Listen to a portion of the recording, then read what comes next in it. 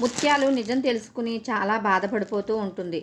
నన్ను క్షమిస్తారా అమ్మాయి గారు అని రూపను అడుగుతూ ఉంటుంది. ఇక రూప, నేను మిమ్మల్ని క్షమించడం ఏంటత్తయ్యా అని చెప్తూ ఉంటే, నాకు నిజంగానే దయ్యం పట్టింది, నీ మీద పగ పెంచుకున్నాను అని ముత్యాలు అంటూ ఉంటుంది.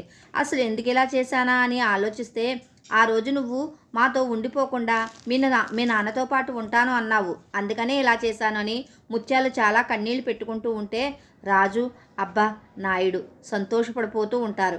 ఇక ప్లీజ్ అమ్మాయి గారు, నన్ను క్షమించండి, నేను చాలా తప్పులు చేశానని ముత్యాలు చేతులు జోడించి రూపను క్షమాపణ చెప్తూ ఉంటే, సూర్యప్రతాప్ కొంచెం కోపంగా ముత్యాల వైపు చూస్తూ ఉంటాడు.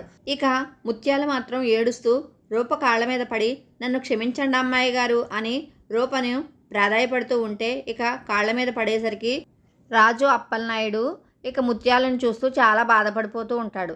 మరి సూర్యప్రతాప్ అయితే మనకు చాలా కోపంగా చూస్తూ ఉంటాడు. మరి రూప, రాజు కలిసి ఉండడానికి ఒప్పుకుంటాడా లేదా అనేది రాబోయే ఎపిసోడ్లో చూద్దాం. Thank you.